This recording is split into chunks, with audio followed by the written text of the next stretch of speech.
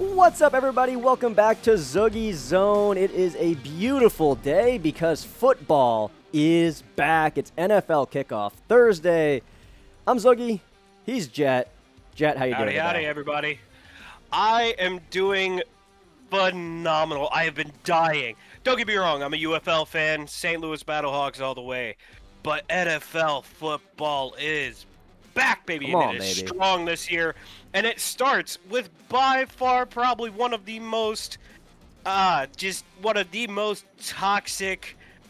and one of the most disgusting matchups that we'll see of the year, and that is the Cowboys versus the Eagles. Yeah. I'm not going to really watch it for enjoyment. I'm going to watch it. I'll be honest with you. Don't like either team. But football's football. I would prefer if the Cowboys win tonight just to give other teams a chance. I hate the Cowboys. I hate the Eagles. But would love to see the Cowboys get it because that would really shake things up and screw the Eagles over later in the season. But it's not going to happen. We both know who we're picking in that one. But if you are trying to watch football this Sunday coming up, a lot of us like to use Red Zone. It's a great service. And Jet, they just did something to ruin it. What happened? I mean, here's the thing. Red Zone has been a staple for the NFL season for years. You know, it gets you the quick highlights. It gets you that touchdown feeling. You know, you don't want all that extra little bit. So you went to Red Zone. So that way, you know, you get all the action, the feeling of the rah-rah of a Sunday football. However, one of the greatest parts was that there were no commercials. You tuned into Red Zone, so it was nonstop action for hours and hours on end. You didn't have to worry about a baby white commercial or a soda commercial or a skin lotion commercial. No. You got football. But now, unfortunately, they did away with that. That's right, ladies and gentlemen. Just like how the rest of the NFL is adapting to it, Red Zone is now getting commercials, which is just absolute. It is like a cardinal sin against the football gods to put,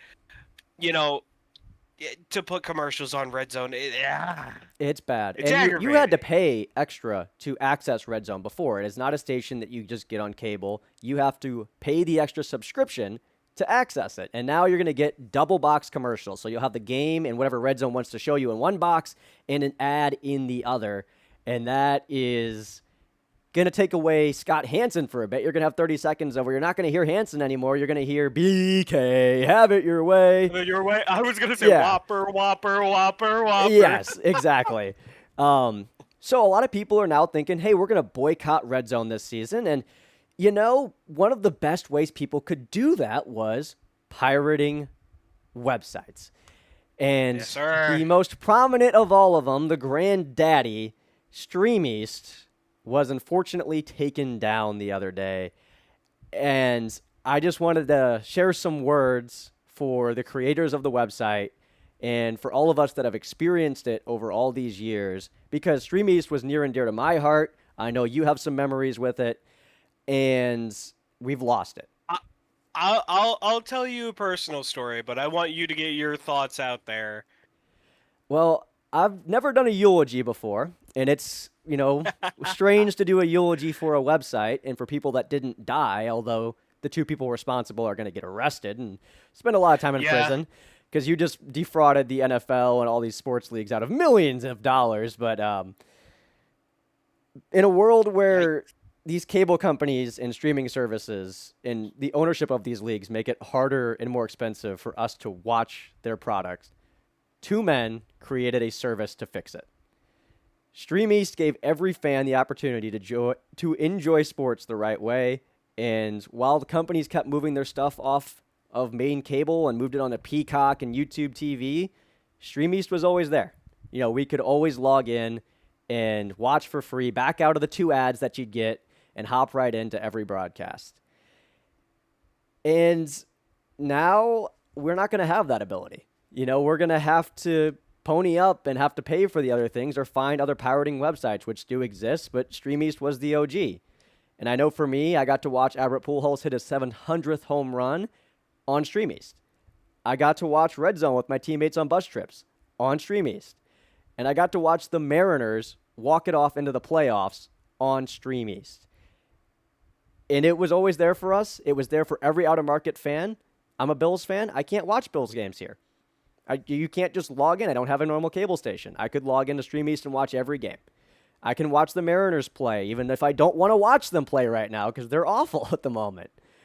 Yeah. And every Cardinals game that would go onto Roku or go to Apple TV, we could hop onto Stream East. So my hat's off to the two gents that created it. I know they committed a crime and they did some bad things, and Stream East still isn't technically down if you know how to access it.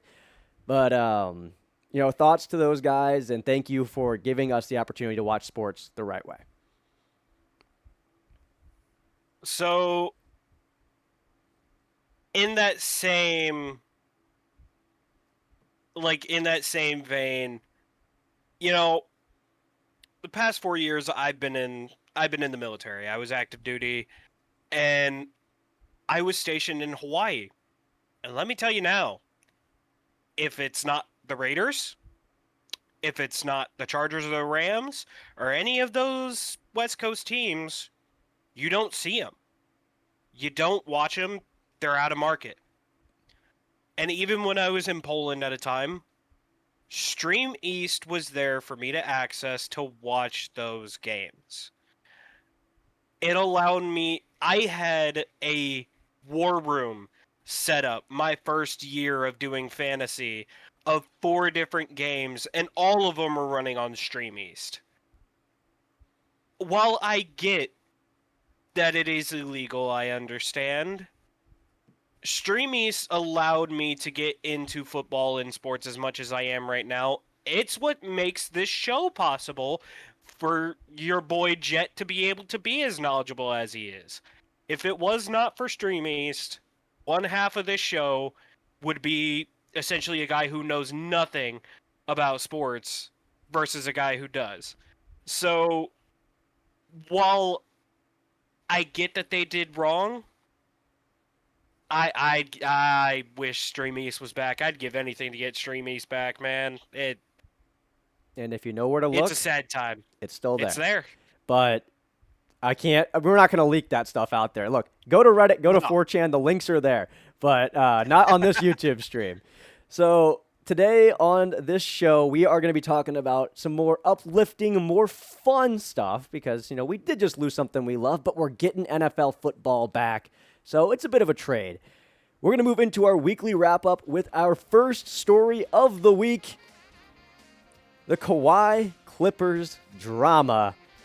So if you guys are not familiar at home with what's going on, essentially some private investigators looked into a payment made to Kawhi Leonard through a now bankrupt tree company owned by the Clippers owner, and he was paid $28 million, not to market, not to do anything, just to sign the contract, which was paid for by the owner, which does not count towards the cap.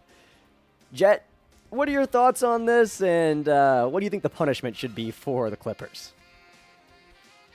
That is sleazebag to the max. That is finding a loophole that you're technically not breaking the rules, but you broke the rules, dude. That is really like the ultimate billionaire backdoor deal of, hey, look, these other guys can't afford you. We technically can't either with the cap space. But let me bankrupt a small business of mine real quick, slide you 28 mil out of the, 28 mil out of pocket just to get you to sign for cap. Like, that is... Right. Because, you could have hired him on and actually had him do marketing and social media and try to make the company function. But instead, exactly, it looks like fraud, and it's not like money laundering, but in sports terms, this would be the equivalent of money laundering, of money under the table, and it's not Kawhi's fault because, be real. If a guy came up to you and said, sign this paper and I'll give you 28 M's, you're taking the 28 M's. As long as it doesn't violate his contract, we'd all do it. Yeah, the 28 million is a lot of money. No, I'm not blaming Kawhi in the slightest.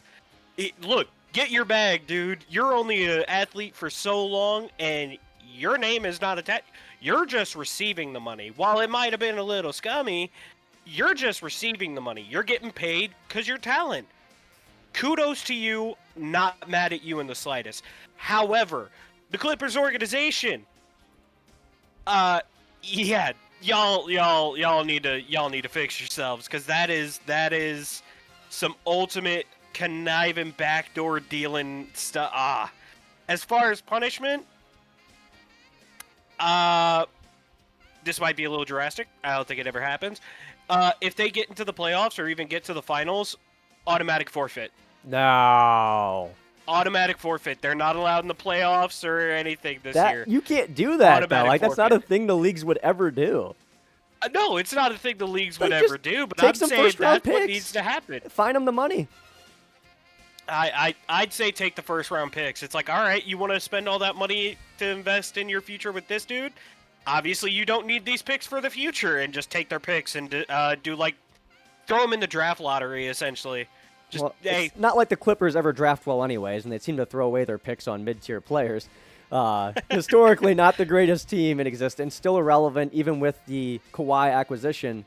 But what I think is interesting here is, for one, you had an employee come out of this company that went bankrupt that basically heard through the different channels that, yeah, this is to circumvent the cap. And they heard that, like, directly from management. So that's pretty damning. And whenever Kawhi was moving from the Raptors to the Clippers, the Lakers were also a destination that were favored to get him, which you would go to the Lakers to play with LeBron James over the Clippers any day. I feel like most of us would do that. Little caveat there, if LeBron is even like, if he's going to be there for the next season.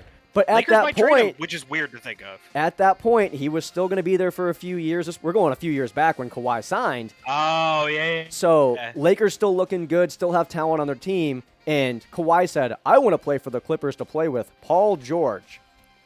I don't buy it. I think it's the 28 M's you're getting behind the scenes from the owner. And it has to be. The last thing on this is the private investigator that uncovered this is now looking into the Knicks potentially for Jalen Brunson's contract, as he took a big pay cut, and there might be some stuff there. He hinted at it on a show today that he was on. So the Knicks, watch yourself. Go clean those books really fast and figure out your finances, because you got a man coming after you. Make sure you're all good, because if you're not, they just expose the Clippers. They're not afraid of hitting you where it hurts.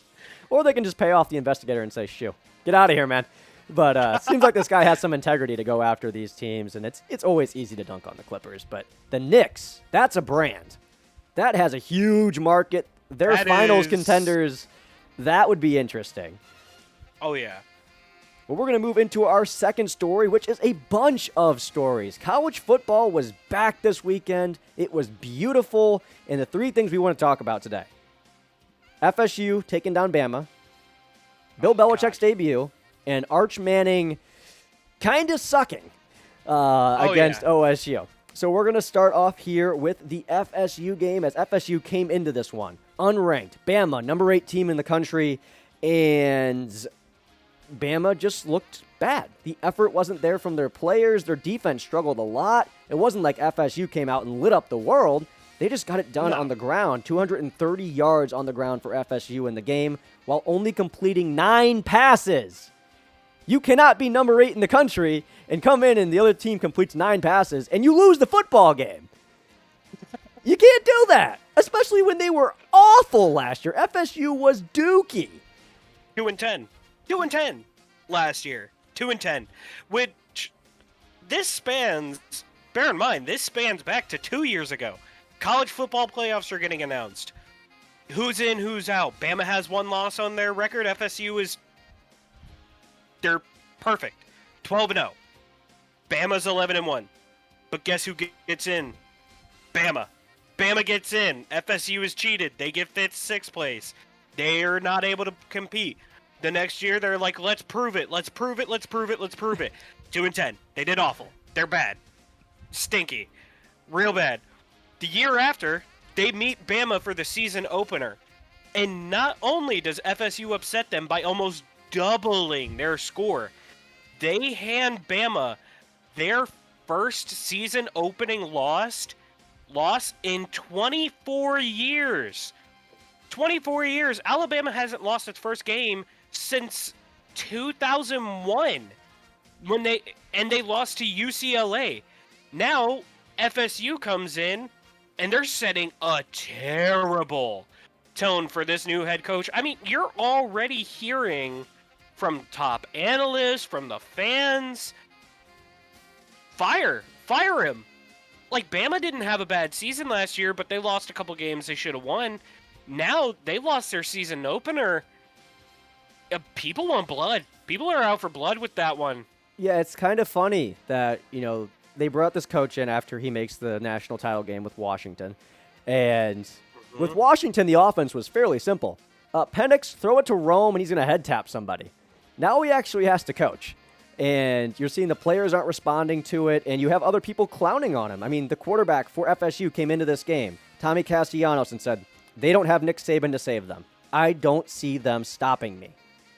And that is a very scary thing to say when this is your first time starting for a new team going against Bama, and he backed it up. I mean, they made Bama look stupid. And what bothers me with Bama is, back in the day, even if you gave a great effort on a play and Saban didn't think it was enough, he'd pull you to the side and tear you a new one. Now we're seeing some lackluster effort where players aren't hustling down the field. They're not blocking. They're not going after somebody. Oh, he'll tackle him. Surely he'll make the play and then miss tackle or falls off the guy, and all of a sudden the extra guy gets 10 more yards on the play. That is stuff you cannot have, and that starts with the head coach and head of the program, and it goes down to the rest of the players. Bama used to be that program where you went there and it was just as intense, if not more so, than basic training of, like, the military for any of it. Like, you went in knowing that you had long days, like early mornings, late nights. You were on that field day in, day out. You didn't have time for anything extra. You didn't have time to go do extra stuff. I mean, let's bring it back to Henry Ruggs III, right? He gets into the league, and he gets in trouble pretty quick. But Nick Saban literally goes out and says, look, he made a dumb mistake, and yeah, he did bad things, but he is a good kid.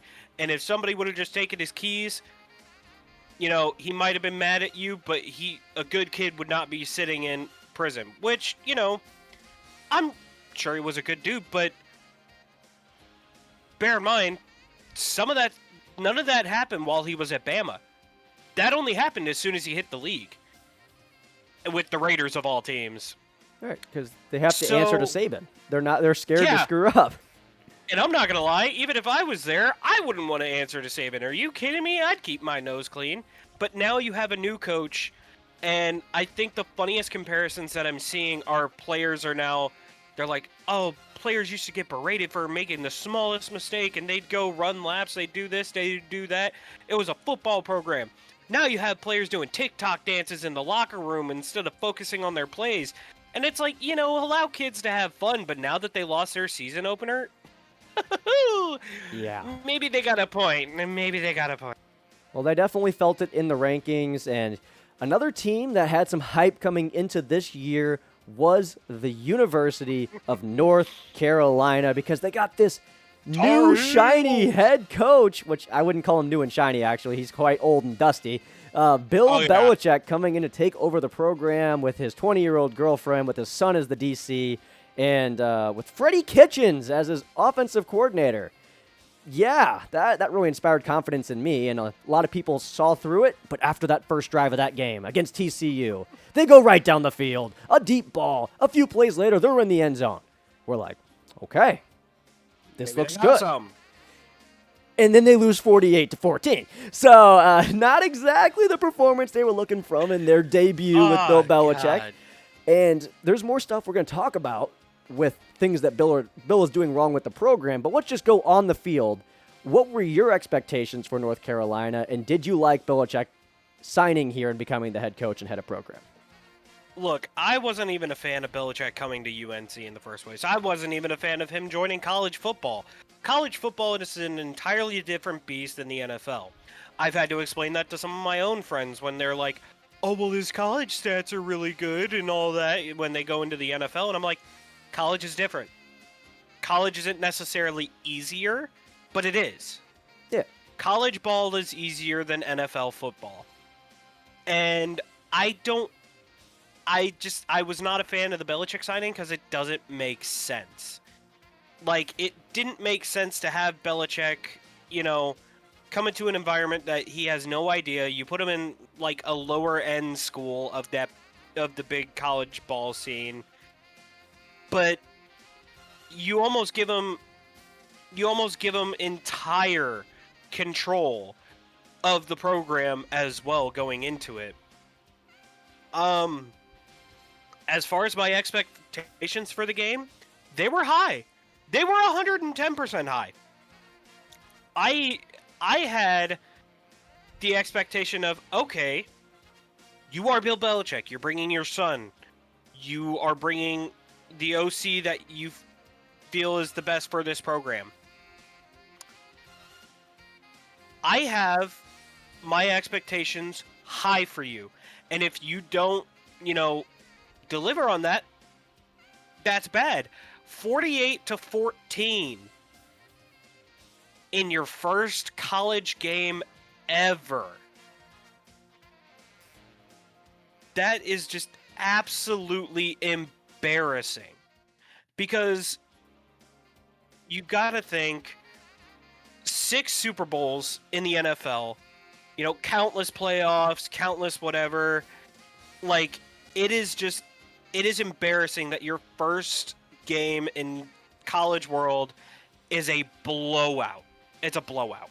And sorry about that. I just got a call. My car is ready for pickup later today, so I will be getting my car back.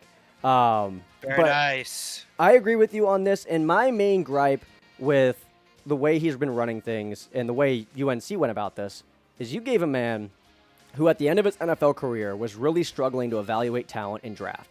Bill Belichick got control of the Patriots as a coach and as a GM at the very end and had some very poor drafts, had a lot of reaches, and if you're going to be the head of a program, you need to be able to evaluate talent and get good recruits in. And I understand recruits are going to want to play for him, but he still has to evaluate it and put the best team out there. And that is his responsibility, and maybe he did put together a good team and their game plan failed. But it didn't. You watch that game and you say the game plan looked okay. The players just did not look good. There were a lot of blown coverages. TCU made a lot of outstanding plays, and UNC just didn't do enough. And outside of the game, you mentioned the OC, Freddie Kitchens. He was with the Browns for a long time, then he was with the Giants. Then he came in to UNC's program and eventually took over as interim head coach last season. When he was with the Browns, even when Baker Mayfield was having a decent season, they never finished in the top half of the league in offense. When he was with the Giants, they finished second to last in the league in offense that season. Last year with UNC, they finished in the bottom half of their conference in offense. He is not a good OC or a play caller, and yet Bill Belichick trusts him to do that. And then you have his son. His son was behind him a lot of years in New England, but he never really had a lot of responsibility. He was more of a position coach. He comes in and starts to run the defense. You give up 48 points. I understand your team played bad. You can't give up 48. You can't do it. Especially when you have these expectations and you had a decent offseason when it came to recruiting. It's a Nepo baby thing, I think, still is he's coming in and getting these opportunities because Belichick is his dad. And he also had an opportunity last year. He was the DC at Washington, and they finished 11th in points per game against. So not good. You're like middle of the pack to bottom. And that's another program that recruits well. That isn't a conference that has some crappy teams in it. And his team didn't look outstanding. So he comes into UNC that gives up 48 points. The offense doesn't look good. I'm questioning his decision-making on how he's built up his coaching staff. I don't, Belichick just needs... I don't think Belichick as a coach needs to be done. I think he needs to very harshly reevaluate his coordinator positions. Because Kitchener's not getting it done. He can't get it done. And you're better off, hiring Joe Schmo from the college than going with Kitchener. And as far as his son, dude, Nepo baby or not, get out. Get out. You can't. You can't run the defense. You can't. 48 points. You failed on both sides of the ball. You failed on both sides. Your offense couldn't do nothing. Your defense couldn't do nothing, and that is your coordinator's fault. And you still got to give Bill some of the blame for that too. Bill's 100% to blame, but at the same time, those coordinators have less of a buyout than what Bill will. Yeah, so get some better Bill has minds the in there. name and everything. But he's always struggled with that. I mean, even when he was with the Patriots, his game planning and his ability to coach, and also having Tom Brady on his team, really did bail out the fact that he had Josh McDaniels in there and Patricia in there being his coordinators. Guys that were awful as head coaches, awful play callers when they went to other places. He surrounded himself with idiots, and yet they still managed to win. But he had a lot more say with those teams. He was younger. He had more energy. He was more motivated. I don't know if he can bail out the idiots that he has now. And we're going to move on to another person that had a lot of hype, because this week was about teams with hype not really living up to it. The Texas Longhorns didn't look great. Only put up 7 points in their game against OSU. Still going to be fine in the rankings because OSU is a great team. But Arch Manning did not look good. And I know bet is over, and I bet is over. You went on passing yards. I went on touchdowns for last week of Battle of the Bets. Neither one hit. I only got one touchdown. You only got 170 yards, and I think you needed 230 or 240 or something. And we were... I needed somewhere in the 200s. We were inhaling the hopium. We were like, dude, Arch Manning is that guy. I mean, he's going to be great. No doubt about it. They put so much time and effort into Manning. Like, oh, we got a Manning at quarterback. We got a Manning at quarterback. He's not going to the draft. He'll be there this year. He'll be here next year. We're all in. We're all in behind him. Kind of like Jerry Jones. We're all in. But, all in? One touchdown? That's it? Yeah, not great. Not ideal on the slightest there. And one thing I want to draw some attention to is you can look at that game and you can see him missing guys that are wide open, making bad reads, looking panicked back there. But there is something that I believe is the problem, and some people have pointed out, he's dealing with a shoulder injury right now, and his throwing motion looked really bad during the game. Did not look like himself. Looked like Uncle Rico throwing the football. And I have a video to show you, and I know you can see it on my other monitor here. This is what his throwing motion looked like on a wide open play with a runner moving across the field. Sidearm, awkward, trying not to use the shoulder, a lot of elbow in the wrist. I think he's favoring... elbow, wrist, and he's like fingertipping it. He's like curving it and then like flicking it with his fingertips. And I to just try and like give it some spin. He's definitely playing through an injury because with all the people he's had around him his entire career, all the people he's got to work with, and all the help he's had from quarterback coaches, they didn't teach him that. And he didn't look like that last year. So I'm thinking it's an injury, and I'm hoping that he'll turn it around because he is talented. He's had some good games already in college football. Last year playing against Mississippi State, that was his first real test, and I get Mississippi State's bad. He looked pretty solid in that one. And the other game, his team put up 50 points that he started against a lesser school. So just give him time. If he just figures things out and doesn't make huge mistakes throughout the rest of the season, Texas will be fine, and then eventually, hopefully, he grows into himself as a player and becomes the star we all know he can be. Oh, yeah. All right. Well, do you want to move on? Because I think we can move on to our final story, which is... you know what? Let's hit it. Micah Parsons. He's dealing with a back injury. And it sounds like he may need to have a large injection in his back just so he can play. Despite the fact that he says he's ready to go, despite the fact that his physical said, we're good, and the Packers ran another physical saying, he's all right, he can play. Dude, if you got to take a massive pain injection in your back just so you can play football, I don't know if you're okay. It is a sprain in the L4, L5, like spinal area. And they are talking about giving him an epidural. And for those of you at home that don't know what an epidural is normally given during child pregnancy to deal with the pain. And the needles are about yay long. They're massive, and they go directly into your spine. They are talking about giving that to Micah Parsons before the game this weekend. for a sprain.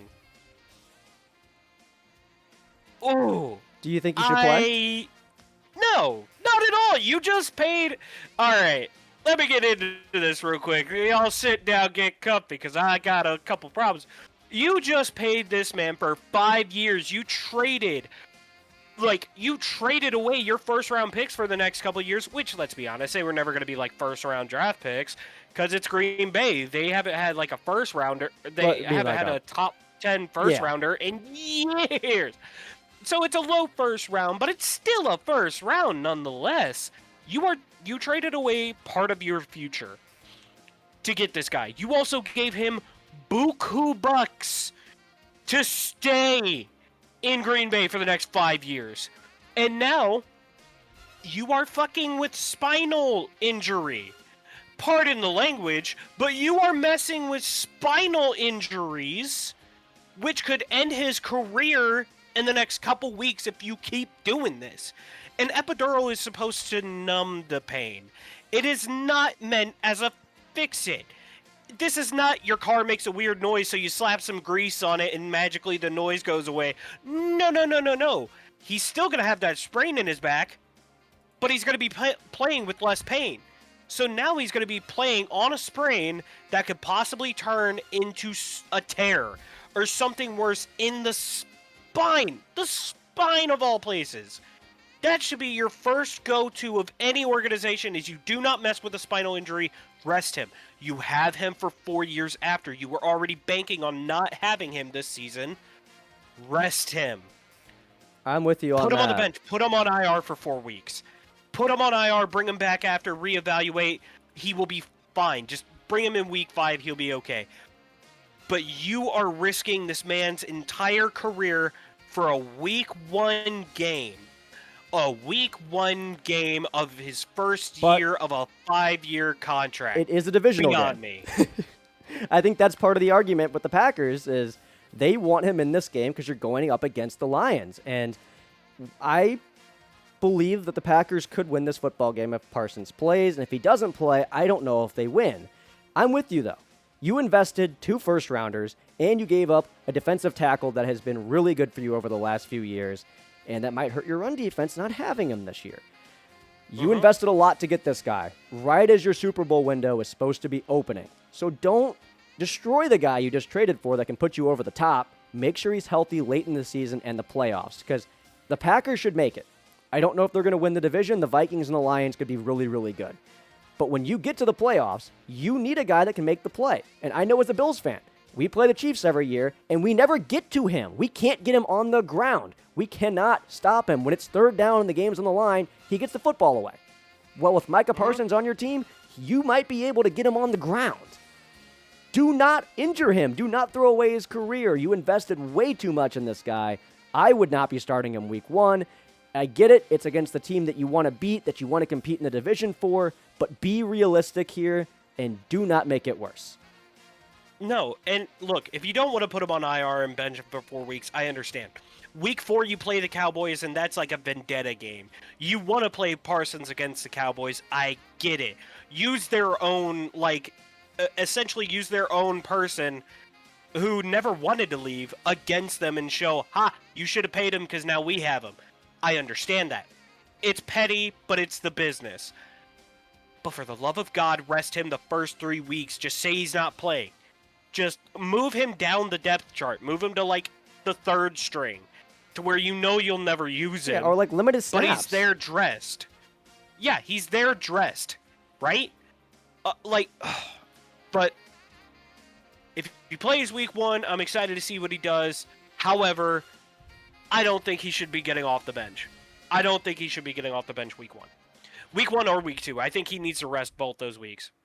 All right, well, that is all for this week's weekly wrap-up. We're going to move into our first ever Pick'em Challenge. And, Justin, I need you to lock in here with the chat. You're going to be putting those polls in, so you guys watching get to say, gotcha. Who are you taking in these games as we show you guys what we have planned. And we're going to start off with me. First game of the year between the Cowboys and the Eagles. Let's take a look at our ESPN Pick'em Challenge here. I got the Eagles. Let's be real here. the Eagles are a better team. They have better coaching, and there's no reason why they shouldn't win this football game, and there's a reason why 94% of people are taking the Eagles in this one on ESPN. And to be honest, I think I have the same one on my pick'ems. I have the exact same one on my pick'ems. Here, I'll pull mine up real quick so I can show you. You better not have the Cowboys, or else I think your opinions on sports are invalid. Yeah. Talk about how I watch Stream Meets and learn all my sports. Apparently, I didn't learn enough. No, I 100% have the Eagles. And it was funny, especially today. Apparently, Adam Schefter said that, like, the Eagles actively pursued Micah Parsons as well. Could you imagine if Parsons went to the Eagles instead of Packers and they had to play him week 1? Oh, that would have hurt. That would have been one of the greatest defenses ever assembled if he was on that defense. Phenomenal. Oh, my God. I'm glad I have him in fantasy. I'd never trade him. I might actually, as a keeper, I might keep a defense in fantasy. You never know. But, no, I 100% have Philly. Their run game's better. Their pass game's better. I have more faith in Jalen Hurts, and I don't have a lot of faith in Jalen Hurts. I have more faith in Jalen Hurts than I do in Dak Prescott.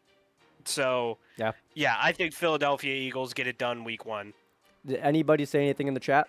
Anyone vote on it? 100% on Philly. 100% on Philly. Okay. Yeah, so we're with the people right now. This next game, a lot of people have it as a landslide pick, 80-20. I'm going with the Chiefs here. It should be a good football game, but I look at it that the Chargers haven't won versus Kansas City since 2021. And they just don't have the weapons to do it. I think if you got some great wide receiver help and you had a star on offense, I know McConkey's great. Love that man.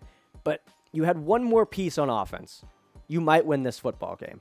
But the Chargers always come up short. They always lose by a score. And we're always thinking afterwards, man, the Chargers are so close. And we've been saying that for how long now? I don't expect that to change. I'm taking the Chiefs in this football game. They've got Najee Harris. But that does not sway my decision. Wow. Because he was so great with the Steelers. Hey, man, that's Pirate Najee. He's missing an eye, remember? 4th of July, he missed an eye. Anyway, no, that doesn't sway my decision. Now, shockingly, that's an 80-20 split on that matchup if you see right there. 20% of people actually believe the Chargers are going to win this game. Hey, kudos to you. Don't know why you would, because Chiefs have Hollywood Brown, Xavier Worthy. They don't have Rashee Rice, but they still have Juju Smith-Schuster. And, I mean, he's old, and he's not in his prime anymore, but, I mean, he's there. He could catch, quick little rundown plays. And, also Pacheco. They've got Pacheco to run the ball. They brought back Kareem Hunt. So, I mean, I don't see KC losing this game in the slightest.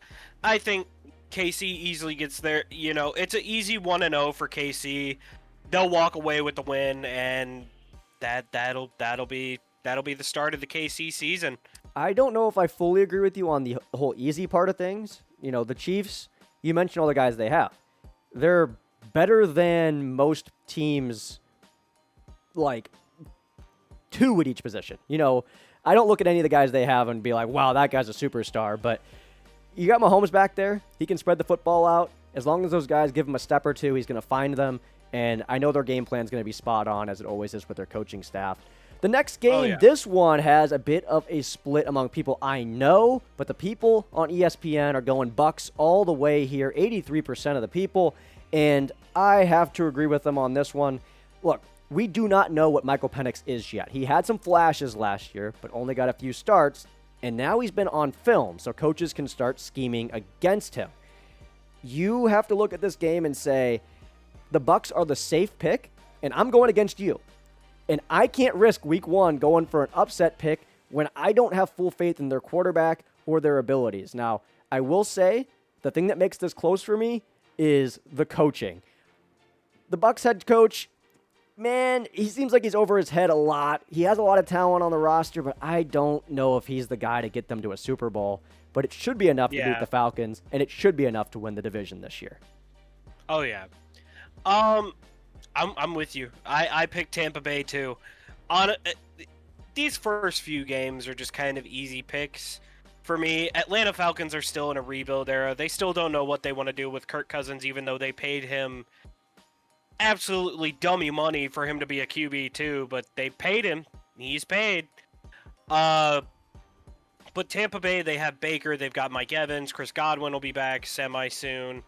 October, I think, is when he's officially coming back. Bucky Irving's just phenomenal on the ground, plus on the defense. They're not the most dominant defense, but they're good enough to stop the Falcons. I think the Buccaneers take this all the way. I don't think it'll be easy, but I definitely think that the Buccaneers are not going to have as much resistance as they might later on down their schedule line. Yep, I agree. We're going to move on to the next one. We don't have to talk about this one much. Look, it's your guys versus the Browns. Unless you have the Browns somehow winning, let's just be real here. It's hard to trust the Browns with what they have. They don't have the firepower to keep up, and even though the Bengals' defense is poor, I don't see Joe Flacco and that cast around him putting up enough points to win this football game.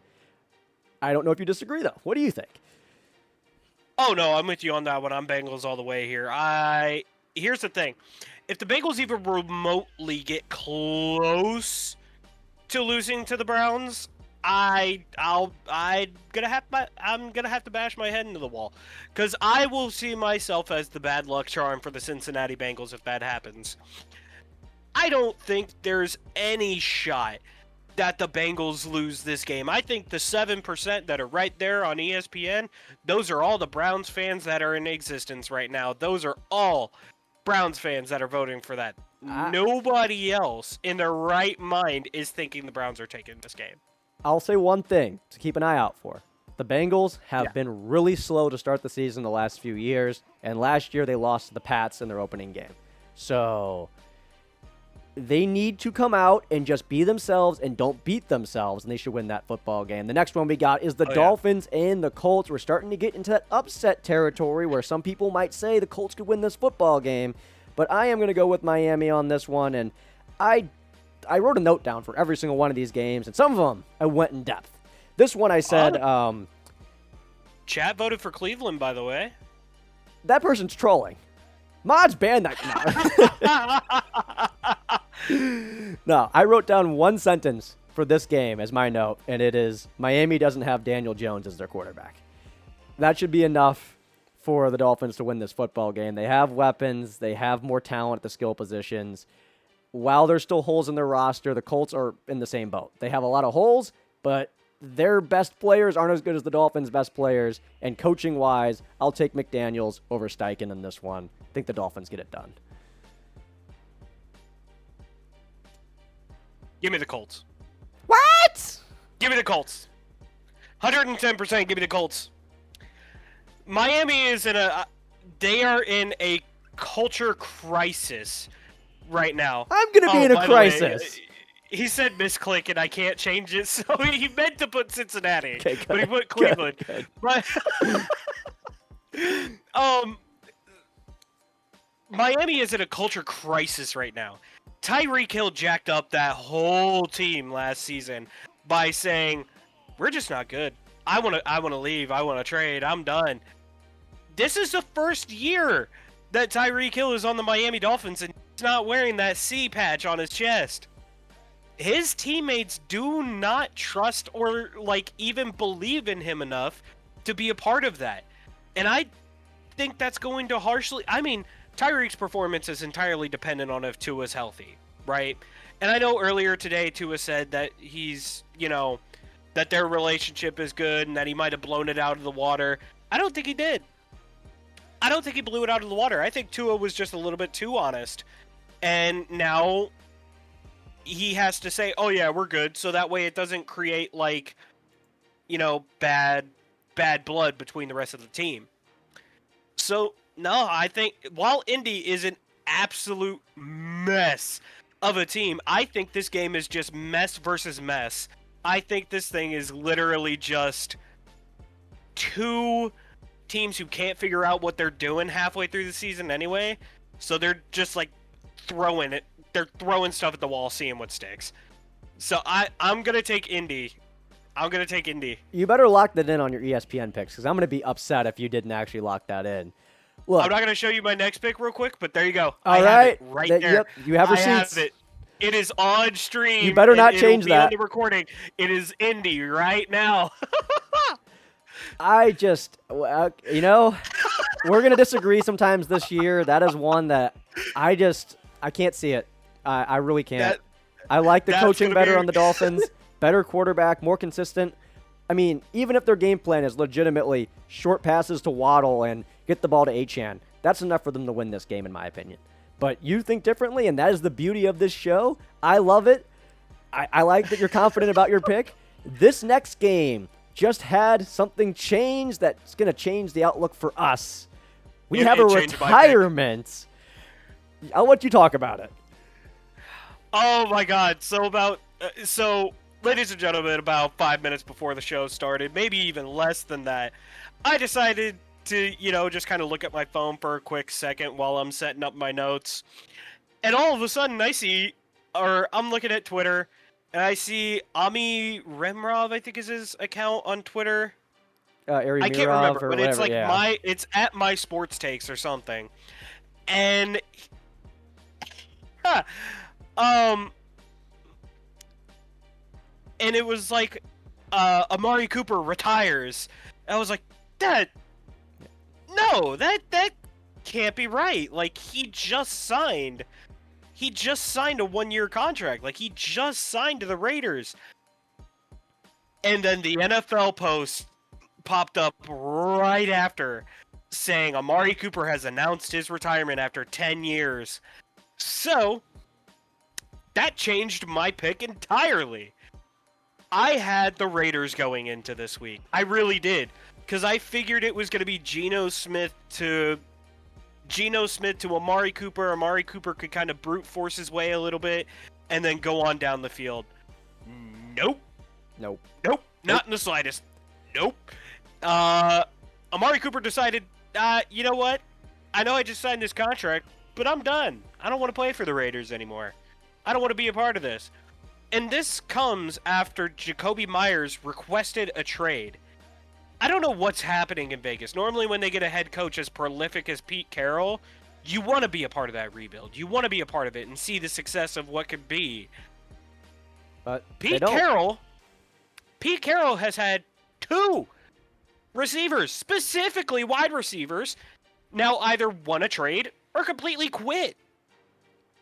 God knows what's happening. So that just makes me question, what is the atmosphere in that Vegas facility right now? What is making those receivers want to quit? Is it that Pete Carroll prefers the running back? He prefers to have, the Marshawn Lynch approach? Maybe that Super Bowl still haunts him. He doesn't like receivers. He knows he should have ran it, so he's just preferring that running back. But no, after that, I gotta take New England. There's just no way I can take anyone other than New England. So yeah, that's my reasoning. I'm with you on you're talking about the atmosphere in the locker rooms. Mike Vrabel is a man of the people. He's out there on the field. He's breaking up fights. He's in there in the huddle. He's lining up and playing with the players. The players respect that, and they responded well to that in Tennessee. I like him taking over the team here in New England, and I'm looking at my notes for this, and I originally wanted to take the Raiders too. And I didn't change this before the show. I eventually just decided with the Patriots because I went down the depth chart of both the teams, looked at some of the stats from last year, and neither of these teams' run defense are great, but I have more faith that Drake May, as long as he doesn't have an awful game, if he's just okay with the new O-line and the new tools he has around him, can distribute the ball, get it to people like Henderson, get it to Diggs, and just do enough to win the football game. Because neither of these teams are probably going to be in the playoffs. The Patriots might if they play great. And this game should be really fun to watch. But I just think the Patriots have a bit more and especially with Cooper being gone now, they should win this football game. But it's yet to be seen how Vrabel is going to coach this team, how the team's going to respond, how they're going to play, how he's going to scheme, and if Drake May is going to take a jump into year 2. We're going to move on to the next game. If you're taking the Saints... Oh, hold on. I want to acknowledge the chat for a second. This person here picked Vegas. And it wasn't a misclick. Give me the Raiders. Zuggy Zone is writing Geno off, but he ain't writing back. I love that. Hey, look, it's the most highly contested game this week on ESPN as far as I know. I mean, maybe the Bills game is right there, but 55 to 45. It is one that a lot of people are going to win some money and lose some money on. Oh, yeah. This game doesn't need much of an explanation. Spencer Rattler's the Saints QB. You guys are back to being the Aints.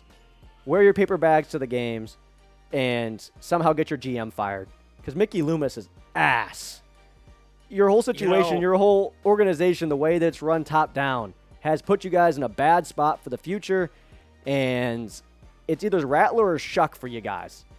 And everyone else in your team is an aging vet that doesn't have a lot of upside. The Cardinals at least have hope. They have some guys at the skill positions that we like. I think they're a more well-rounded team. Jr., Zach Ertz, they have James Conner at running back. They have position players. Kyler Murray, jury's still out, which is weird because, he's been in the league a minute now. Jury shouldn't still be out, but they're out. Yeah. No, Arizona and Saints. Honestly, I think the Saints are doing what everybody's expecting them to do, and that's tank till Arch Manning is ready, and then they're going to throw everything at getting Arch Manning. They're going to try and tank and get Arch, and he's going to try and be their solution at quarterback. It was funny. I went to a high school game, my fiance, not long ago, and I saw a guy decked out in full Saints gear at this high school football game. Why? Oh, I walked up to it. I'm like, boss man, I got a question for you. He's like, yeah. I was like, I see it decked out in it. What is your expectation for the season? I just asked him point blank. I'm like, what are your expectations? And he immediately, no hesitation, no pause, quote for quote, oh, we're going to be ass. They know. Their own fan base knows they're going to be bad. But they don't care. Because just like how I said the Arch Manning thing, that is the very next thing that came out of his mouth, is that they are just waiting for Arch Manning. So or that is pretty much... Whichever one comes mindset, out. That whole mindset is the whole New Orleans Saint mindset. So, yeah, I think even the Saints fans are giving up on this season. And I think the Cardinals are the safest pick. Yeah, they're going to win maybe 2 games this year. It isn't going to be this week. This game had a lot of intrigue for me. I personally had a lot of thought going into this one because I'm not high on the Steelers this year. A lot of people say they're going to the 9-8 Super Bowl. I think they're going to have a losing record for the first time in a while. They're going to be bad. I can't see this team, the way it's constructed, with Aaron Rodgers at quarterback, with your number 1 wide receiver being Metcalf, and then just the rest of the team having all the holes that it does. I just can't see them being great. But Cam Hayward's sitting out because he didn't get his deal done. Stupid. He's also just being stupid. I'm not going to hold back on that one. I think that's a stupid decision on his part. But oh yeah, the Jets just had an injury to Vera Tucker, so now they got to reshuffle their O-line. And I just think that O-line was going to need to hold up here, and the Jets were going to need to run the football. Between Fields and the running backs they have, that was their key to victory. And with the O-line being shuffled up this late, right before the season, I just don't know if it's going to be enough or be good enough to get the Jets the W. And I get it. The Steelers have a really bad secondary right now. Does not look good. But Justin Fields is the quarterback for the Jets. And he's kind of proven time and time again he's not great at pushing the ball down the field. So the secondary shouldn't be as much of an issue. But if Fields actually looks decent in this game, I wouldn't be shocked if the Jets took it. And honestly, that's where my pick goes. I'll even show it on stream. Nice. Yeah, my pick is for the Jets. I am a staunch Justin Fields believer, right? I think that he got a bad rep on the Bears. I think that he should have been the starter for the Steelers last year, not Russell Wilson. He had them in 3-2. They were winning, right? They were winning. Barely, but still winning. But you only got him in for 5 weeks. You were still banking on Russell Wilson. And then, just because Wilson was healthy, you put him in. It's like, but it makes no sense. You have a winning quarterback in. Why would you change it? And part of me is saying that's why they're 9-8. That's why they were 9-8 last season. But you know, the Steelers wanted to bring Fields back. Fields said no. He went to the Jets. And I think with Breece Hall, with Garrett Wilson, I think between those two, he'll be able to secure that.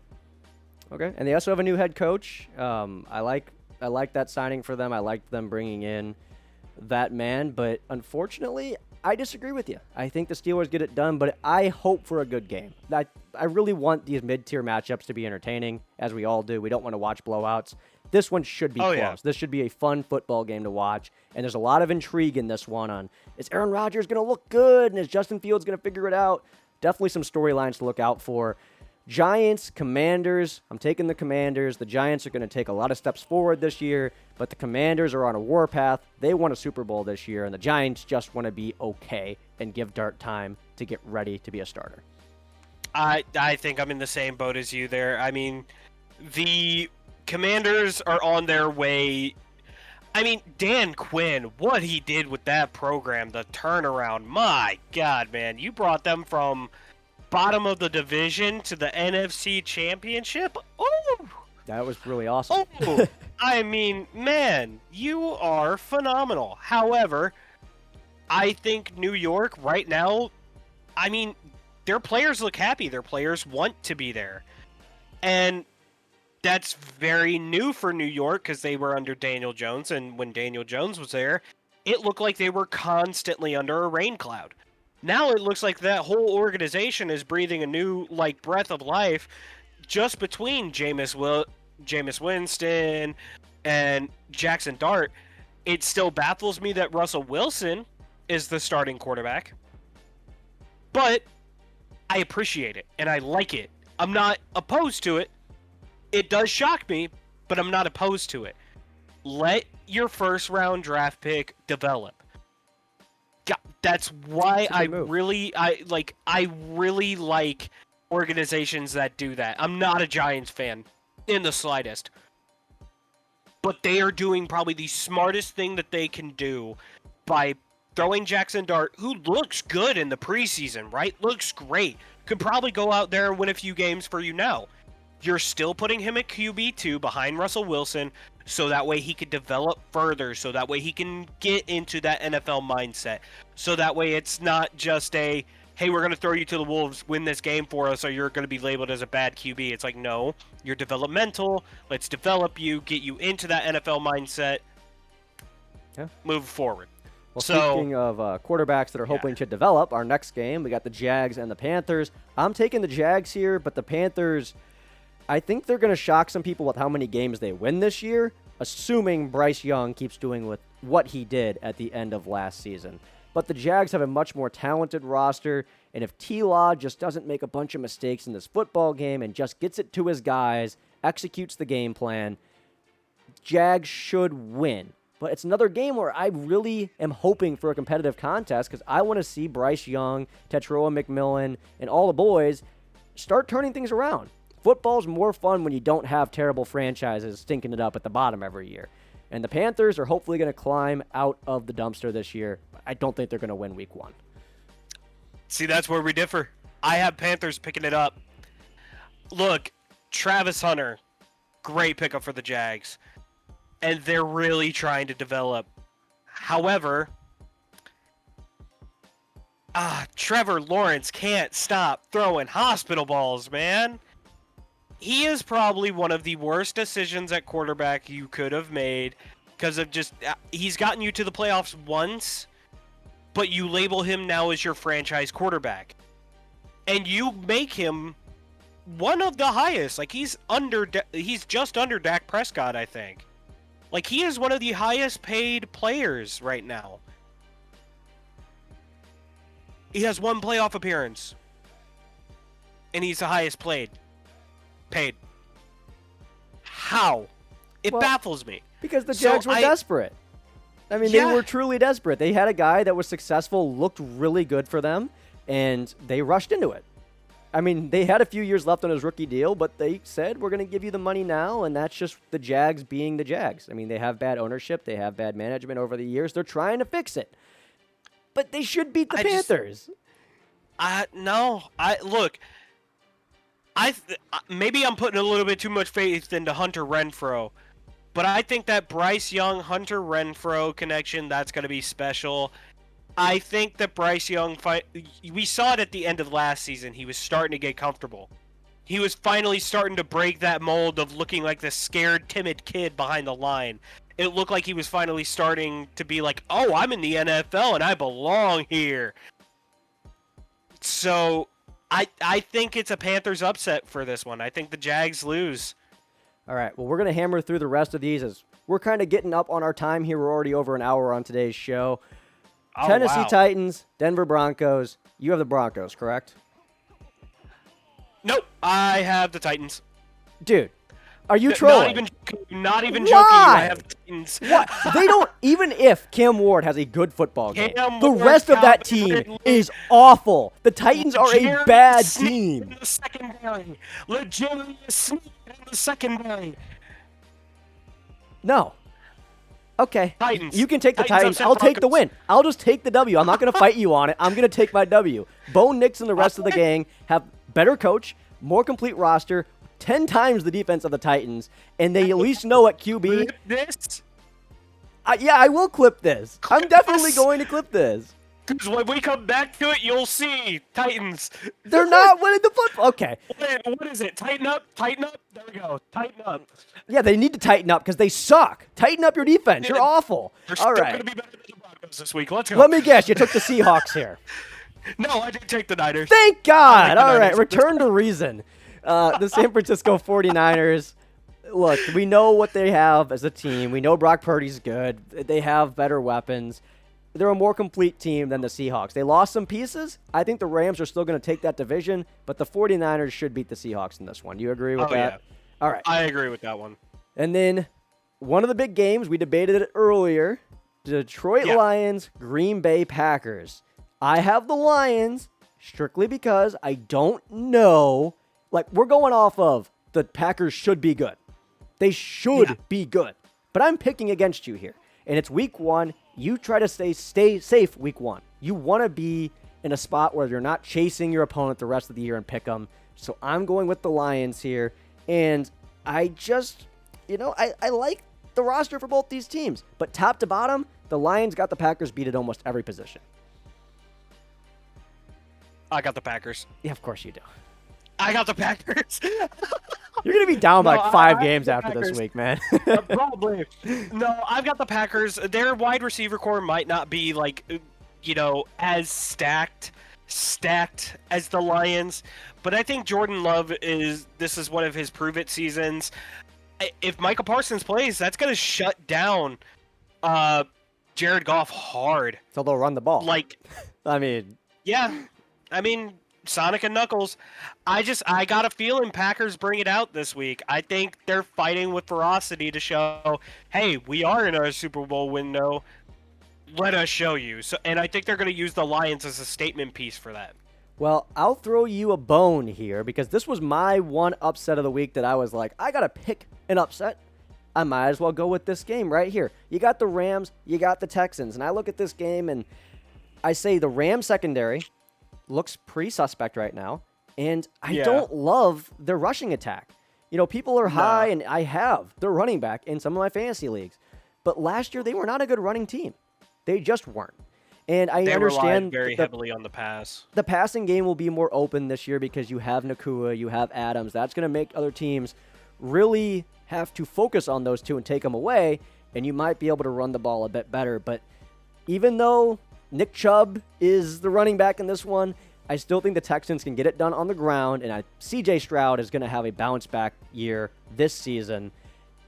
I have them taking this one, but it's an upset. And that's one of those picks where I'm not super sure on it, but I had to look at the rosters and really break it down. And I know I'm not doing a good job explaining it. I kind of stumbled over myself a lot here. No, I mean, I couldn't explain it better myself. Because guess what? I also had the Texans pick. There we go. Well, we agree on the upset for the Texans with the Rams. And by the way, Chad agrees with me on Green Bay, so let's go. Yeah, the one but person. Anyway, hey, one more person than you. Hey, we'll take one person. We'll take one person exactly. in the chat. No, I think the Texans are just going to get this one. Their offense looks a little bit better. They're securing their defense and making it that young, very powerful defense. I don't, like you said, Kyron Williams, I like him. He's from St. Louis. He's a good running back. I don't think that he's going to be able to break that D-line, and I don't think he's going to be able to I don't think the Rams are going to be able to break that secondary either. So, yeah, I took Texans. Yeah, because the Texans secondary is nasty. You have some dogs back there. They were really solid last year despite the team's struggles. I expect them to be just as good or even better this year, and the Rams like to go through the air. So this changes their game plan, have to go through the ground or short passes behind the line. I don't think that works out for them, especially if C.J. Stroud looks good. Oh, yeah. Well, my team is the favorite, 57%. 57%. Now, we talked about this a while back. We went through when we broke down our schedules for the year. You broke down the Bengals. I broke down the Bills. We disagreed on this, and I knew we were going to disagree on this. I want my guys to win. And we still disagree on it. I already know I'm getting the Titans game for free off of you, so I hope I lose this one. But the Bills... That's wild. The Bills do not inspire confidence in me this year in the regular season. Yes, we should be fine in the playoffs, but this team was sluggish in the preseason. We have guys that should be key players for us that have nagging injuries right now. And I don't have a good feeling about what we have going into this year. We're going to be a contender. Yeah. Do we have enough to beat the Chiefs? Probably not. Do we have enough to beat the Ravens week 1?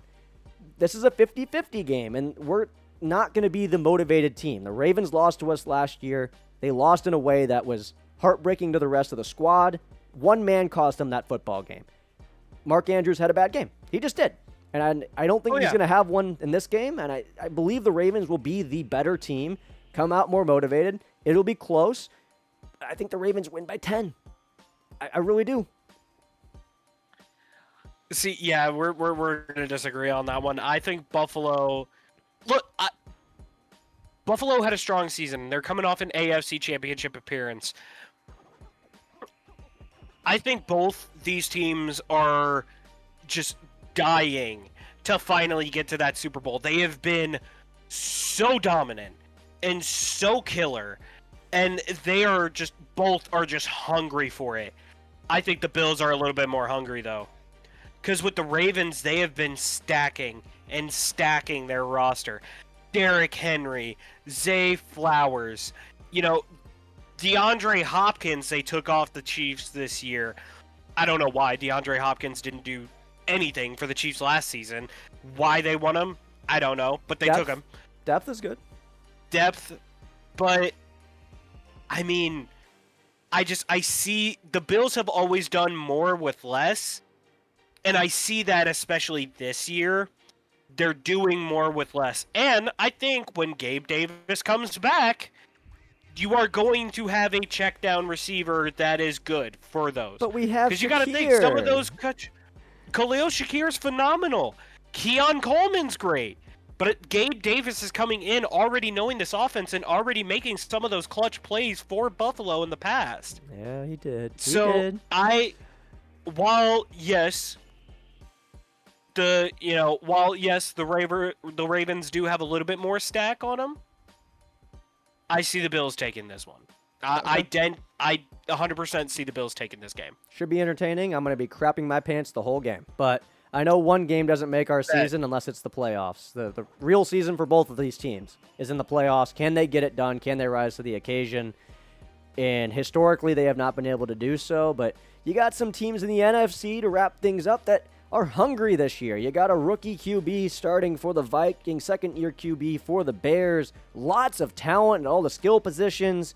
And I'm taking the Vikings in this one because they already know the offense. They don't have to change a whole lot. They don't have a new coach coming in. It's consistency. They know what they did last year, and as long as McCarthy just checks it down, and let's be real, he's going to have some wide open receivers because Jefferson is amazing, always going to have a step or two on somebody. He's not going to have to throw perfect balls into tight windows. It's going to be an ultra easy start to his career for him. Should be a good football game, but I don't have a lot of faith in Caleb Williams or the Bears for that matter. I'm taking the Vikings here. I'm in the same boat. I have no faith in Caleb Williams. I don't think he's their answer, even though they're building around Caleb Williams. I think that the Bears are an awful organization. They draft QBs and then they tear them down. Mitch Trubisky, Justin Fields, and now Caleb Williams. Caleb Williams wasn't even the best quarterback of his own draft. Drake May is in higher standing than him. Jaden Daniels went to the NFC Championship, and the Bears still went with Caleb Williams. They also have Rome Odunze. I think the only person who I want to win off of the Bears is Luther Burden III because he was a phenomenal receiver here at Mizzou. Yes, sir. Other than that, I think the Bears are in for another very rough season. I think they're in for a very rough show. And I think the Vikings just they take advantage of that. All right. I think by far the Vikings they're the better all-around team, and they're going to take advantage of that. All right, so the final thing for the Pick'em Challenge is how many points will be scored between the Vikings and the Bears. That is the tiebreaker on this website. I don't think we're going to need the tiebreaker, but I don't think we are. We have enough games different that it shouldn't happen. I'm going with a low-scoring affair. I'm going with 35 points. Both these teams have pretty solid defenses, and I don't think it's going to be a shootout because I don't think Caleb Williams has the ability to score enough points in a shootout. That's fair. I have mine a little bit higher. I have mine at 56. Wow.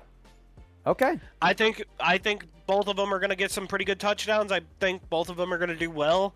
But I think a lot of those points are going to be coming from the side of the Vikings. I don't think a lot of those points are going to be coming from the Bears. Because, the Bears have lost more defensive components than they have picked up. I think the Vikings offense are going to bully the Bears defense bad. That's where my thought process is. I'm also bummed with the Bears that they have such a improved O-line. Everyone's expecting it to be great, and you still have Swift as your starting running back. But that is all for our special segment of the week, and normally we'd move into what's more likely here, but we got to cut out one segment just to keep going. Would you rather cut out what's more likely or the hot takes? Let's do what's more likely. You're going to cut that out, or we're going to do it? Cut it out. We'll cut it out. All right, then we're going to go into the trenches where we give you guys our hot takes every week, where Jet famously said, let's move the Browns out of Cleveland. So that's the type of hot takes you're getting here. We speak our minds. We go all in on our hot takes, and I think mine's pretty straightforward. I'll give you the spotlight of being the second guy here so we can finish off of yours, because yours is going to be better than mine. Let's be real here. I don't know about that, but let's see. So my hot take, and maybe if you are working for ESPN or the NFL as one of the higher-ups, you'll disagree with this, but I feel like everybody right now this season should be pirating Red Zone and NFL products. They keep raising the prices. They keep moving stuff off of their site. We as fans are getting punished for wanting to watch football. And I'm a college student. You're a college student. We don't have a whole lot of money, and I'm relying on my parents' cable subscription. The minute that runs out and I'm out of the house, how am I supposed to watch my sports? Well, there are options out there, and I'm not going to name their names, but there are websites that offer stuff for free, and while you shouldn't do it, it's there. And I have my cable subscription, so I'm not pirating stuff right now, but I think that's the move this season. The NFL does not care about us. I will say this. The official stance of Zuggy Zone, we are against piracy, but there are options. Yes, we are against piracy, but the NFL is encouraging it. There are ways to make the fans happier. There are ways to make more money, like bringing in more fans. You did that with Taylor Swift, and there are so many good content creators out there that exist that could collaborate with you to get different markets to watch your sport or grow the game globally. Instead, you keep sticking it to the fans. You added ads to Red Zone, which once again was a premium channel that we have to pay more for as cable subscribers to access. We paid for it because it's great. We love Hanson. We love the way it's produced and the way it's shot. No ads is great. We don't miss any of the action. It's just non-stop football. And you took that away from us. So as far as I'm concerned, the NFL and all these other companies can take a flying leap right now. I mean, I'd love to work for you. I'd love to work for these companies. I want to go into broadcasting. But you cannot punish the fans for just wanting to be fans. There are other ways to run your business that would not hurt the people that are buying your product. You know, I agree. I really do, because kind of like you, I watched everything off of Stream East. I might have planned on watching a game or two on Stream East this season. But, you know, you are making it impossible to access your content because you're putting everything behind a subscription service, a paywall, on your own app, or even if we do get those paywalls, there's 1,000,001 commercials. I'm watching more commercials during a football game than an actual football game. And I think that's the sad part. Even my fiance, she even said, you know, we went to a high school football game. It was like 2 hours, and they were in the fourth quarter. They were about to wrap the game up. She's like, really? It's going that quick? I'm like, yeah, it's high school football. There's no ads. Right. College and, you know, NFL, they're littered with ads to where games take 6 hours. On a good day. On a good day. So, no, having Stream East disappear hurts, and I feel you on that one. I don't think that's that hot of a take. I think that's good. I just wanted to get to the people on that one. I mean, I personally know people that are going to cut out Red Zone because of this. And it's valid. I mean, why pay for a product and spend all that money if they're just going to continually make the product worse? But that's my hot take. What is your hot take of the week? My hot take is that I don't know. This might irk some people, and I definitely don't know if I 100% agree with this. Ooh. Jerry Jones might be a smart man for the first round pick trades. Jerry Jones might be smart for it, because he was on record he said that we don't have to use them all, and I hate to acknowledge the fact that he doesn't have to use them in the draft, and I hate to acknowledge the fact that he's right. I mean, I don't think he's near as cognizant to what he could do, what he did in the past, where he got 5 players, but if he dropped all 5 players, he'd get 5 draft picks in return. I don't think that it's ever going to happen again in Jerry world. But he could trade those 2 first-rounders for some secondary help. Shit, who's to say McDuffie is safe on the Chiefs? Yeah. Give the Chiefs a couple first-round draft picks. Some extra first-round draft picks. Let them draft their secondary. I think the thought process is there, and it has the possibility to be good, so I think Jerry Jones was smart. I do think the trade overall was pretty dumb, but I think what he got out of it was semi-smart. And part of me is having to convince myself, but that's also because I'm thinking like that, and it's like, two first-rounders, you're never going to get more than 2 first-rounders out of a team. You're never going to get 2 first-rounders out of a team. The Browns gave the Texans a whole lot of first-rounders for Deshaun Watson. I felt like Parsons was worth a little bit less than that, but almost there. You got a premium edge rusher who's young and not cost controlled, let's be real. He's getting paid $1 billion, But I think the entire league saw that and how bad that went, and I don't think anybody's wanting to do a trade like that ever again.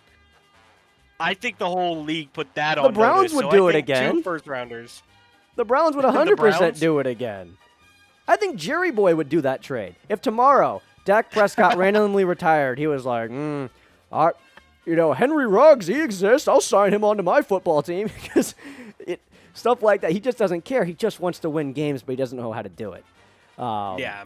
Look, I get it. The haul wasn't awful, but they're going to be late round picks with a really competitive team, and you had no leverage. You waited all that time, and I get what you're saying. The trade wasn't bad, so you're ignoring the stuff before. That's not part of your take. But as a GM, you can't just lose all your leverage on a guy like that. That was a prize pick. That's a guy that could have a statue outside of the stadium one day, and you're trading him, so you better get his replacement or a massive haul, and I don't think he did. Well, that was Into the Trenches. Those were some fun hot takes. We're going to move into Battle of the Bets, month number 2. So last month, I took home the crown, but neither of us had the month we wanted. I'm only up $27, basically, and you lost all the 100. We just didn't have a very good month on the betting side of things. Vegas is good at what they do, but Battle of the Bets, here we are. $100 for both of us, and we get to put together a 3-leg parlay every single show. And what we're going to do is we're going to bet some of that money until there's none left at the end of the month, and the person with either the most amount of money won, or if we're tied, the most amount of legs won will be the winner of Battle of the Bets. Jet, we're going to go with you first. Here is your parlay. Yes, let's break it down. That's not math, by the way. You have 75 remaining. That's on me. All good. So, starting at the top, we got Dak Prescott, lower than 248.5 passing yards. I think Dak, I don't think he's going to get it done through the air. I think the Eagles secondaries, they were phenomenal last year. They were great. Look at the Super Bowl. They shut down Patrick Mahomes. Dak Prescott is not a Patrick Mahomes.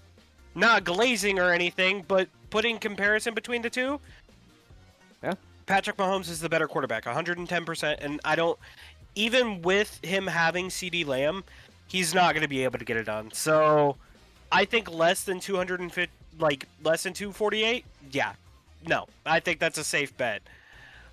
Jake Elliott, higher than 1.5 field goals made. That is entirely dependent on if the Eagles will get more than 2 touchdowns, essentially. Or no. That is dependent on if the Eagles won't get a touchdown. Might have been smarter to go with the lower, especially with Dallas's, recent defensive troubles, shall we say. It adds to the odds. But, 2 field goals, I still feel like that's very highly possible. He should get even that done. he should 100% get that done. And then Saquon, higher than 96.5 rushing yards. I don't see a world where Saquon gets less than 100 yards in a game, especially not with the Cowboys. Not with the Cowboys' defensive situation. Maybe if they were playing the Lions, maybe if they are playing the Cowboys, or not the Cowboys, maybe if they're playing the Packers, my bad. Not the Cowboys. All 3 of my picks are very heavily reliant on him, so we'll actually know the results of my picks tonight. Very nice. It's going to be great. I don't know about Barkley. I am scared that they are. I'm not scared. That's the one I'm questioning, because I agree with your other ones. I think they're going to kick 2 field goals. Jake Elliott's a decent kicker. He's not going to miss anything. But if the Cowboys put up some fight early in the game and force the Eagles to throw the football, that's my only concern. But I think that's fine. That almost feels like a free $150, and I like your parlay. But I saw your bets, and I can't copy them, so I had to come up with my own, and this is what we're going with here today. I'm not a guy who usually bets on lowers. I'm not a hater like that. But George Pickens really struggled down the stretch last year with the Steelers, and tonight he's going up against a really tight secondary in Philadelphia. He's going to have to make some tough catches, and he's proven over his career that his hands can be questionable, that he has some dropsies, and let's be real, he's not the most motivated player on the planet, so he might run the wrong route sometimes. I'm going lower 55.5. I understand that, Lamb's going to be double-teamed the whole time. That's not going to stop Dak. He's just going to chuck it to him the whole time. CeeDee's going to bring in all the yards, and George Pickens, maybe he has 30 or 40 on the day. Lower than 55.5. The Cardinals are up against the Aints. They're going to be in the red zone quite a bit if things go the way I think they will. And James Conner is that guy. Against bad teams last year, he almost always got a touchdown. I'm going with one here today. And then Bijan Robinson. A lot of people are expecting big things, as am I. The whole football world recognizes this guy is a great talent. But last year when they played the Bucs, both games he had less than 70 rushing yards. So I am going to go with the under here. Whatever the Buccaneers are doing, it seems to be working to stop the Atlanta run game. And Michael Penix is a guy who likes to throw the football a bit. I mean, that's not up to him. It's up to the play caller. And I know with Kirko Chains, they were going to air it out. They're going to let Kirko throw the ball. Maybe they don't with Penix. Maybe Bijan gets more opportunities and he goes over. But just going off of history and what's happened in the past, I'm going to go lower than 79.5 rush yards. But he will get some touchdowns. I'm thinking 1 or 2 on the day. Okay. So $20 to win 102, and on yours, it is $25 to win 150. So if we both win, you are up, and I need to fix that remaining number so that we don't give you less money on the month. Please, please, please, I need all 75. Yeah, we're going to need it because it was close last month. It came down to the last day, the last bets. We're going to move into wins and losses, our final segment of the show, where we break down all of the major sports leagues that are going down at the moment, which is the MLB. I mean, it's literally just MLB. This will get more fun later when we got the NBA, the NHL, and the NFL all going, and then you got the playoffs for baseball. But right now, just Major League Baseball. Is there... I took over for this last week. I'll let you get the AL going here as we pull up the main standings. Let me know what's going on with those division leaders in that playoff race. So, division leaders in the playoff race, we're just going to go to the wild card section. We're not even going to worry about the full standings because, let's be honest, the full standings don't really matter at this point. You know, right now we're looking at the top 2 teams, New York Yankees, Boston, and Seattle. I don't think anybody was really shocked at those top 3 teams coming out of the AL. I mean, they were dominant throughout the season. New York, the Yankees specifically, not the Knicks, or the Mets. Sports. Well, they're orange Sports New York ball. teams. They're orange and blue. You're allowed to make that. They are orange and blue. Yeah. Hey, it's better than the Padres one I messed up. Anyway, the Yankees and the Red Sox, they're those northeastern teams that are just so dominant year in, year out. And it does not shock me to see them at the top of the AL still. Seattle, they're breaking even. They're doing good. They are, no, they're not. They're struggling down the stretch. They're struggling down the stretch, We're and bad. they really need to fix it. But, hey, you're still the wild card, so Because, let's take it where we can look get at it. these records right here. So at home, we're 41-27, but on the road, we are awful, 32-40. And the strength of our team is our pitching. But on the road, our pitching has been bad. And we keep putting ourselves in spots where late in the game we could come through, we could win, but it's always playing from behind. Just got to get out in front when we need some more consistent pitching because the Rangers are right there. Rangers have played okay baseball. I know they've lost their last 2, but they're nipping at our heels. And if we miss the playoffs, I'm going to crash the fuck out. Yeah, no, they're only a game and a half behind, and KC 2.5 games right behind them, along with the Tampa Bay Rays. I mean, the only teams that have a shot of possibly overtaking Seattle, and it goes all the way down to the Cleveland Guardians of all teams. The Guardians. I mean, 3 games, 2.5, 2.5, 1.5.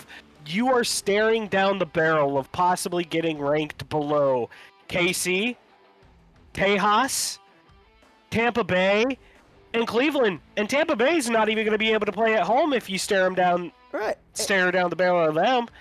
You're going to have to play them in a random Little League field. That's the annoying part is weird. Outside of the Rays, they've won their last 1 billion games in a row. They've been hot. But the rest of these teams are just gaining because they're playing 500 baseball and the Mariners keep shitting themselves.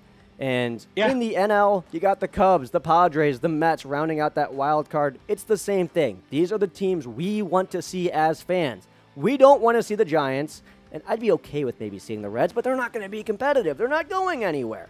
These are the 3 teams that are going to make it, and if the other 2 get in, God help them. And then the divisional race, there's still some stuff going on, but a lot of it's been wrapped up, especially the AL Central. The Tigers are going to bring that home. They've just been bad after the break. Going to need to see more from them.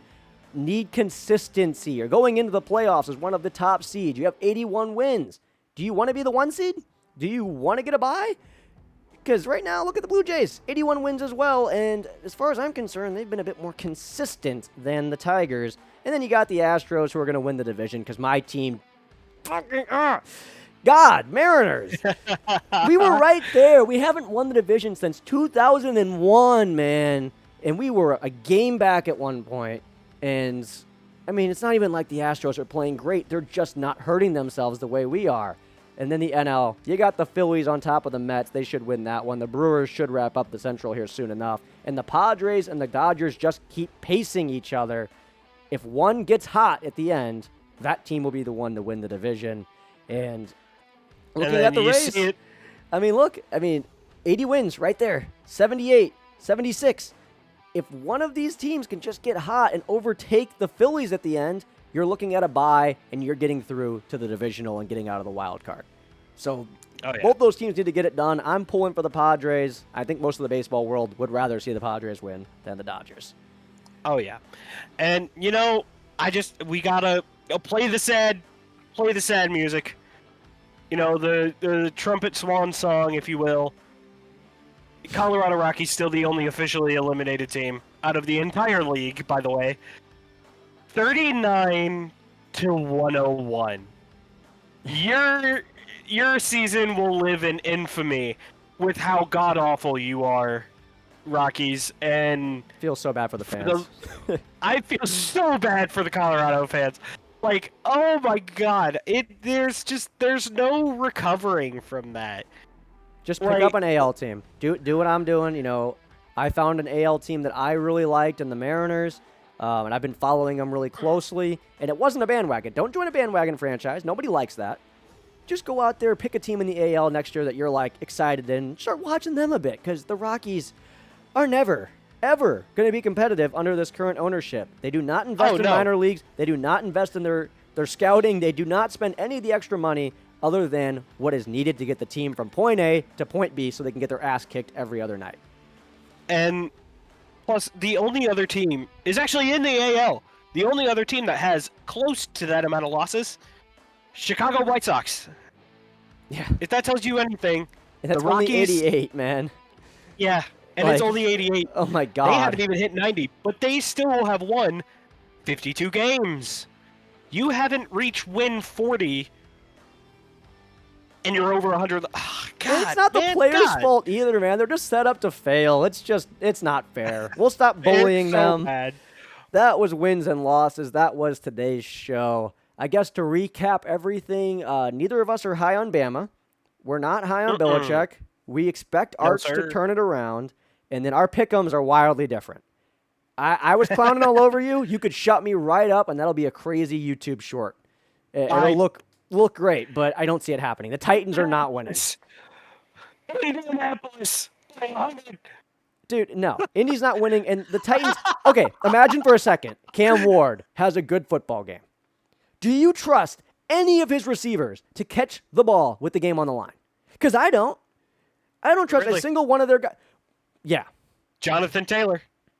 That's the Colts. Yeah, that's the Colts. Oh, that is the Colts. You're right. Yeah. They have Pollard as their starting running back. That doesn't inspire confidence in me. I like Pollard. Pollard's fine. The Titans just aren't supposed to be good. And they're not going to be good. And, week one, anything can happen, but I don't see what you're seeing, man. I'm not drinking the Kool-Aid. I'm not on your side here. But that is all for this week of Zuggy's Zone. Thank you guys all so much for watching. We got through a live show. It didn't crash. We didn't have issues. I know! And I recorded it so I can re-upload it and help us get the views that we need. And let's go. I mean, man. Oh, look at the ladies chat. and gentlemen. Ladies and gentlemen, everybody. Oh, yes. Go support a local business that has Sunday ticket every week. If you go do that, go to B-Dubs. Go somewhere. They're going to have the games on 110%. Just go to the local bar. Go grab you bar. some wings. Go have a beer. Go do whatever. Watch your Sunday football. Don't buy Red Zone. Watch it on somebody else's. They already got a company account. You're fine. Go watch it on their dime. Yeah. Also, ladies and gentlemen, fun news. I will have a new setup starting next week. I will not have blank gray wall. I will have a desk and more than a laptop Hell yeah. Your boy Jet's moving up in the world. I mean, I tried to improve my setup. I put my Bills flag over my lamp to try to give it like a fun neon effect of the light running down it, but I like that. The Bills flag is nice. all right. Well, thank you guys all so much for watching, and we'll see you guys next week. Hopefully back on Thursday. We don't know, and we also have a show starting on Tuesday. Not sure if we're going to advertise it over here yet, but if we do, keep an eye out for it. We're covering our local university sports, and we're going to have an athlete on this week. But that's all. We'll see you guys next time. Peace. Peace.